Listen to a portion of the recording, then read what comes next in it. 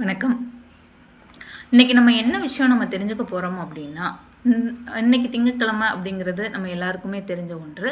திங்கட்கிழமை அப்படின்னாலே ஒவ்வொரு மாவட்டத்திலும் உள்ள மாவட்ட ஆட்சியர் அலுவலகத்தில மக்கள் குறை தீர்க்கும் நாள் அப்படிங்கிற தலைப்பில் கூட்டம் நடைபெறும். அதாவது அங்கே மாவட்ட ஆட்சியர் மற்றும் இதர முதல் நிலை அலுவலர்கள் மற்றும் சார்பு அலுவலர்கள் கலந்துக்குவாங்க. அனைத்து டிபார்ட்மெண்ட் சார்ந்த ஆஃபீஸர்ஸுமே அங்கே இருப்பாங்க.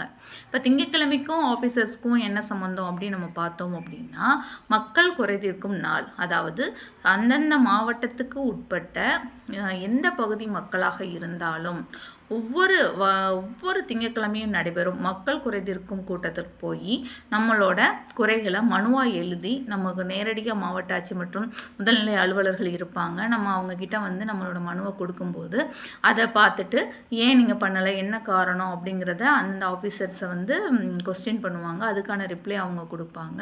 ஸோ மக்கள் நம்மளோட பகுதியில் உள்ள பிரச்சனையை அங்கேயே லோக்கல்லே இருக்க ஆஃபீஸ் போனோம், பட் எங்களுக்கு முடியலை, செஞ்சு தர மாட்டுறாங்க அப்படிங்கிற இருந்தாலோ, இல்லை அதுக்கு மாற்று வழி வேணும் அப்படிங்கிற மாதிரி நம்ம நினைச்சாலோ, இல்லை ஒரு ஒரு ஒரு சம்மந்தமான விஷயங்களுக்கு யாருக்கிட்ட மனு கொடுக்கணும், இதை யார் ரெட்டிஃபை பண்ணுவா அப்படிங்கிறதே சில பேருக்கு தெரியாமல் இருக்கும். ஸோ நம்மளோட குறைகள் என்னங்கிறத நம்ம ஒரு எழுத்துப்பூர்வமாக ஒரு மனுவாக எழுதி நம்ம அங்கே போய் நம்ம ஒவ்வொரு மாவட்டத்திலையும் நடைபெறக்கூடிய மக்கள் குறைதீர்க்கும் கூட்டத்துக்கு போய் அங்கே முறையாக பதிவு பண்ணோம் அப்படின்னா நம்மளோட ஃபோன் நம்பர் வாங்கிக்கிட்டு நம்மளோட மனுவை பதிவு பண்ணி அதுக்கான ஒப்புகை சீட்டு கொடுப்பாங்க. அதுலேயே நம்மளோட மனு எண் மற்றும் நம்மளோட தொலைபேசி என்ட்ராயிருக்கும். தொலைபேசி எண் போட்டு தான் நமக்கு கொடுப்பாங்க. அது எந்த துறைக்கு அனுப்பப்படுகிறது அப்படிங்கிறதையும் நமக்கு சொல்லிடுவாங்க. நம்ம மொபைல் ஃபோன்லேயே கிரீவன்ஸ் டே பெட்டிஷன்ஸ்னு போட்டு மக்கள் குறைதீர்க்கும் நாள் அப்படின்னு போட்டோம்னாலே அப்படியே நம்ம பார்த்துக்கலாம். அது நம்மளோட பெட்டிஷன் எந்த லெவலில் இருக்குது, யார்கிட்ட இருக்குது அப்படிங்கிறத. ஸோ அந்த ஆப்ஷனும் பண்ணி கொடுத்துருக்காங்க. அதே மாதிரி இந்த மாதிரி மக்கள் குறைதீர்க்கும் கூட்டத்தில் வரக்கூடிய மனுக்களுக்கு ஒவ்வொரு அதிகாரியுமே 30 நாட்களுக்குள்ள அதுக்கான ரிப்ளை கொடுத்துருக்கணும். ஒன்று நீங்கள் கொடுத்த மனுக்களை பரிசீலனை பண்ணி அது உங்களுக்கு பண்ணி கொடுத்துருக்கணும். இல்லை அது பண்ண முடியாது அப்படிங்கிற சூழ்நிலைனா அதுக்கான ரிப்ளை உங்களுக்கு கொடுத்ததை அங்கே சப்மிட் பண்ணணும். ஸோ அவங்க உங்களுக்கு என்ன சொல்கிறாங்க பதிலுங்கிறதையும் அங்கே மாவட்ட ஆட்சியருக்கு சமர்ப்பிக்கணும். இந்த காரணத்துக்காண்டி இவங்களோட மனு நிராகரிக்க, அதாவது ரிஜெக்ட் பண்ணுறாங்க அப்படின்னா அதுக்கான ப்ராப்பரான ரீசன் கொடுக்கணும்.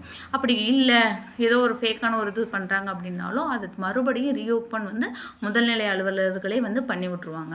இல்லை நீங்கள் கொடுத்த பதில் தப்பு, அவங்களுக்கு இதை நீங்கள் பண்ணுறதுக்கான ஆப்ஷன்ஸ் இருக்குது அப்படிங்கிறத ரிவ்யூ பண்ணுறதுக்கான ஆஃபீஸர்ஸும் இருக்காங்க. ஸோ உங்கள் துறைகளில் ஏதாவது, உங்கள் பகுதிகளில் ஏதாவது நம்ம மனு கொடுத்தோம், நமக்கு ஒரு எதுவாக வேணாலும் இருக்கலாம். ஒரு இபி சம்மந்தப்பட்டது, ஒரு மருத்துவம் சம்மந்தப்பட்டது, இல்லை ஒரு ரெவன்யூ சம்மந்தப்பட்டது, ஒரு பட்டா சிட்டா அது சம்மந்தமாக, இல்லை போலீஸ் ஸ்டேஷனுக்கு போனோம் கேஸ் எடுத்துக்கல, இல்லை ஒரு டாக்டர் போனோம் அங்கே சரியில்லை, இல்லை நமக்கு நிலத்தகராறு இருக்குது, ஒரு சர்வேயர் ப்ராப்ளம், இந்த மாதிரி எனி இஷ்யூ எது சம்மந்தம்னாலும், இல்லை ஒரு கல்வி கடன், இல்லை ஒரு கல்லூரியில் பிரச்சனை, இல்லை என்ன பிரச்சனைனாலும் சரி நம்ம அங்கே போய் நம்ம மனு கொடுக்கலாம்.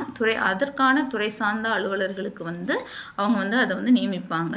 வேளாண்மை சார்ந்து எதுனாலும், ஒரு பால் சம்மந்தமாக எது சம்மந்தமானாலும் அதற்கான ஆஃபீஸர்ஸ் அங்கே எல்லா நிலை ஆஃபீஸர்ஸும் அங்கே இருப்பாங்க. அதனால் யாரும் மறவாதீங்க, கட்டாயம் யூஸ் பண்ணுங்கள். என்ன அப்படின்னா ஒவ்வொரு மாவட்டத்திலையும் மாவட்ட ஆட்சியர் அலுவலகத்தில் ஒவ்வொரு திங்கட்கிழமையும் மக்கள் குறை தீர்க்கும் நாள் நடைபெறுகிறது. அதனால் உங்கள் பகுதி பிரச்சனை, உங்களோட பிரச்சனைக்கு அங்கே தீர்வு கிடைக்கும் அப்படிங்கிறத தெரிவிச்சுக்கிறேன். என்னோட வீடியோஸ் பிடிச்சிருந்தது அப்படின்னா லைக் பண்ணுங்கள். தொடர்ந்து என்னோட வீடியோஸ் பார்க்கணும் அப்படின்னா சேனலை சப்ஸ்கிரைப் பண்ணுங்கள். தேங்க்யூ.